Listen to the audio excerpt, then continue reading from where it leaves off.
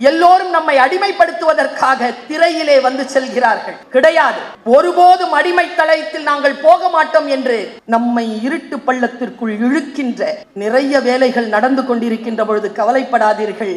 இதோ உதயமாகி இருக்கிறது ஒரு இளம் தலைமை நமக்கு. திராவிட முன்னேற்ற கழகம் எப்படி தெரியுமா எங்களை வளர்த்திருக்கிறது? வெறும் நட்சத்திரங்களின் சாயல்களை கண்டு அல்ல. திடீர்னு ஒரு வேட்டை நாய் ஓடி வருது, அதுக்கு பின்னால ஒரு சிறுத்தை ஓடி வருது. என்ன நடந்துச்சு தெரியுமா?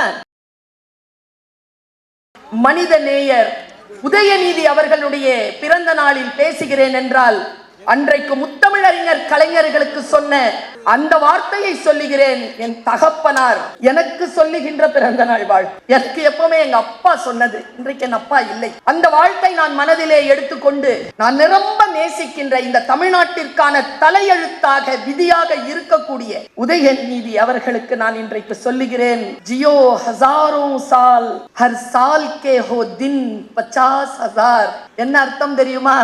நீ இன்னும் ஒரு 1000 ஆண்டுகள் வாழ்க, 1000 ஆண்டுகளின் ஒவ்வொரு நாளும் 50,000 ஆண்டுகள் ஆகுக என்கின்ற அந்த வார்த்தையை நான் வைக்கிறேன். இன்றைக்கு மிக சுருக்கமாக 2 விஷயங்களை சொல்ல கடமைப்பட்டிருக்கிறேன். இன்றைக்கு காலையில் வலைதளங்களை பார்த்து கொண்டிருந்த பொழுது எல்லோரும் தமிழ்நாட்டின் துணை முதலமைச்சர் அவர்களுக்கு வாழ்த்துக்களை சொல்லிக் கொண்டிருந்தார். அப்படி வாழ்த்துக்களை சொல்லிக் கொண்டிருந்த பொழுது எனக்குள்ள ஒரு கியூரியாசிட்டி, இந்த தமிழ்நாட்டின் முதலமைச்சர் தன் மகனும் துணை முதலமைச்சருமாக இருக்கக்கூடிய இன்றைக்கு பிறந்த நாள் விழா கொண்டாடுகின்ற அந்த நாயகனுக்கு என்ன வாழ்த்து சொல்லி இருப்பார்? எடுத்து பார்த்தேன். தலைவர் அவர்கள் தன் தனையனுக்கு தந்த வாழ்த்தை தமிழகமே குறித்துக் கொள்ளுங்கள். இளைஞர் அணி செயலாளராக, விளையாட்டுத்துறை அமைச்சராக, மாண்புமிகு துணை முதலமைச்சராக நீ ஆற்றி வரும் பணிகளை மக்களும் கழகத்தினரும் பாராட்டி சொல்வதை கேட்கும் போது தந்தையாக மட்டுமல்ல தலைவனாக மகிழ்ச்சி அடைகிறேன். அடுத்து சொல்றாரு பாருங்க, இந்த ZZன்னு சொல்லிட்டு பிள்ளைகளை கலவரப்படுத்திட்டு இருக்காங்கல்ல, அவர்களுக்கு சொல்லுகிறேன், இப்படி ஒரு தலைவனை இந்த உலகத்திற்கு பெற்று தந்த அந்த மாபெரும் தமிழ்நாடு முதலமைச்சர் சொல்லுகிறார், தன் மகனினுடைய பிறந்த நாள் அன்றைக்கு திராவிட முன்னேற்ற கழகத்தில் தலைமை தொண்டனாக நான் உனக்கு அறிவுறுத்துவது காட்சிக்கு எளியனாக, கடும் சொல்லாதவனாக, மக்களின் அன்புக்குரியவனாக, எப்போதும் அவர்களுக்காக களத்தில் நிற்பவனாக நீ இருக்க வேண்டும் என்று நான் விருப்பப்படுகிறேன் என்று எழுது. நான் இப்படி சொல்றேன், ஐயா திரை நட்சத்திரம், மிகப்பெரிய திரை நட்சத்திரம். நட்சத்திரங்களின் மீது நமக்கு கவனம் அதிகம். திராவிட முன்னேற்ற கழகம் எப்படி தெரியுமா எங்களை வளர்த்திருக்கிறது? வெறும் நட்சத்திரங்களின் சாயல்களை கண்டு அல்ல, அவர்களுடைய உண்மையான ஒளி எங்கிருந்து வருகிறதோ அந்த சூரிய தன்மையிலிருந்து எங்களை வளர்த்தெடுத்த அந்த தலைமைத்துவத்திற்கான ஒரு செய்தியை நான் சொல்லி, சமீபத்தில் நான் கனடா நாட்டிற்கு சென்றிருந்த பொழுது திருக்குறளுக்காக, திருவள்ளுவருக்காக ஒரு 6வது மாநாடு நடைபெற்றதாங்க. மாநாட்டில் நிறைய பேர் பேசினார்கள்.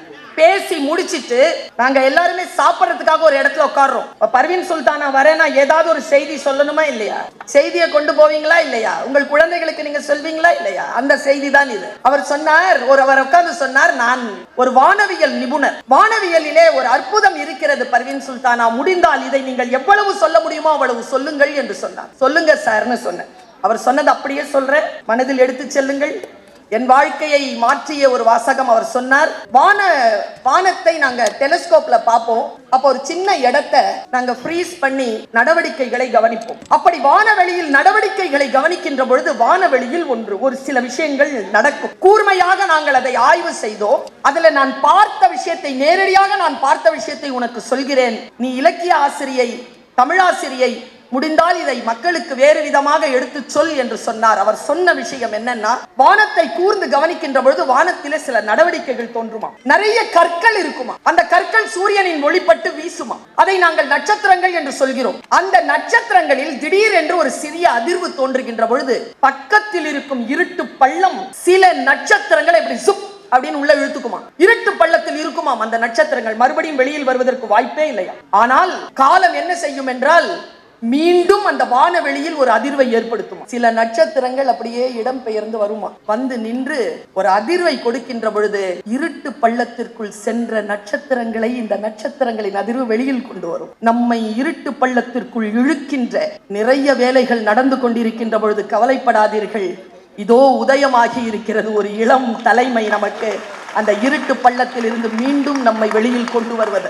வாழ்க்கை நமக்கு வாய்ப்புகளைத்தான் தரும். அந்த வாய்ப்புகளை எப்படி பயன்படுத்திக் கொள்கிறோம்? இந்த அரசை நான் பாராட்டுவதற்கு பின்னால் மிகப்பெரிய பேரறிவு ஒன்று மறைந்திருக்கிறது. யாராலும் செய்துவிட முடியாத மிகப்பெரிய எழுச்சியான காரியங்களை இந்த அரசு நிகழ்த்தி இருக்கிறது. மாணவர்களுக்காக எத்தனை திட்டங்கள். அவரவர்கள் முதல்வர்களாக வருவதற்கு போராடி கொண்டிருக்கிறார்கள். நம் அரசிலே பொறுப்பு ஏற்று இருக்கக்கூடிய தலைமை நிலையில் இருக்கும் நம் முதலமைச்சர், வா மகனே வா மகளே, நான் முதல்வன் என்று சொல்லி வா என்று கை நீட்டுகின்ற ஒரு தகப்பனுக்கு பிறந்த தனையனுக்கு பிறந்த நாள். மிக சுருக்கமாக ஒரு செய்தியை உங்கள் மனதிலே அறைந்து விட்டு செல்லலாம் என்று நினைக்கிறேன். நீட்சிதான் எல்லாம் தோழமைகளே. இளைஞர்கள் இருக்கிறீர்கள், எல்லோரும் நம்மை அடிமைப்படுத்துவதற்காக திரையிலே வந்து செல்கிறார்கள். கிடையாது, ஒருபோதும் அடிமை தளத்தில் நாங்கள் போக மாட்டோம் என்று இவர்கள் சில கதவுகளை அடைத்து வைத்திருக்கிறார். மிக மிக நுட்பமாக நீங்கள் மனதில் கொள்ளுங்கள். நான் இந்த மொபைல் இருக்கு இல்லையா,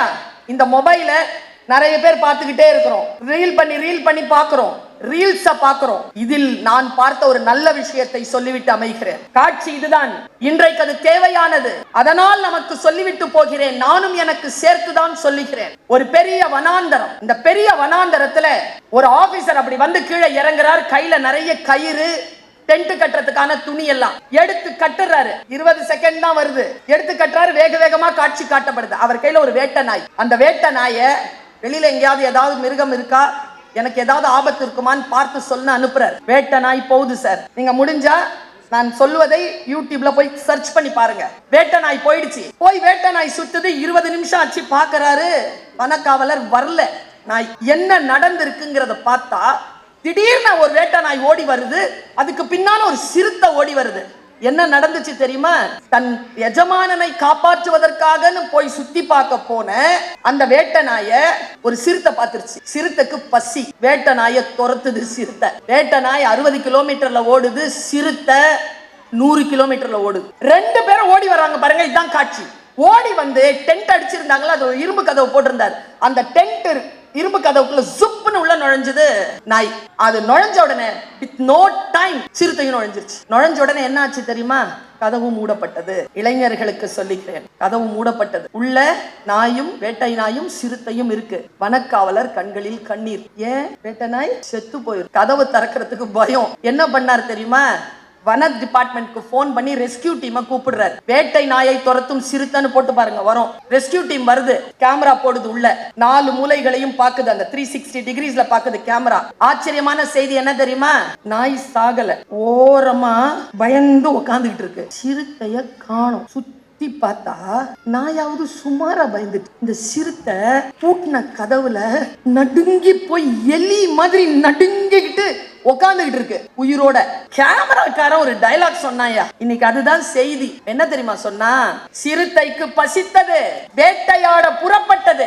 வேட்டை கையில் படும் அந்த வினாடியில் திரும்பி பார்க்கின்ற பொழுது தன் சுதந்திரம் பறிபோய் இருந்ததை சிறுத்தை புரிந்து கொண்டது. இப்பொழுது அந்த சிறுத்தைக்கு பசி வேண்டாம், அதற்கு அந்த நாயின் இறைச்சி வேண்டாம், அதற்கு வேண்டியது எல்லாம் சுதந்திரம் மட்டுமே. நான் ஒன்று சொல்லட்டுமா? நாம எல்லாருமே ஏதோ ஒரு மோகத்தால் வேட்டையாடப்பட்டு கொண்டிருக்கிறோம். ஒரு மோகத்தால் வேட்டைக்கு பயந்து ஓடிக்கொண்டிருக்கிறோம்.